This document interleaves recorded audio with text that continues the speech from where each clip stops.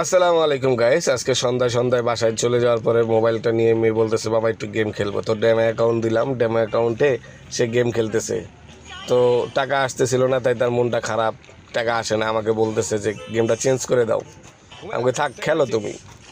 তো আমি হতবাক হইলাম, গেমটায় যখন টাকা আসার আমার মেয়ের রিয়াকশন দেখে আমি নিজে হতবাক যে এতটুক বাচ্চা, সেও মানে টাকা চিনে, সেও গেম বুঝে।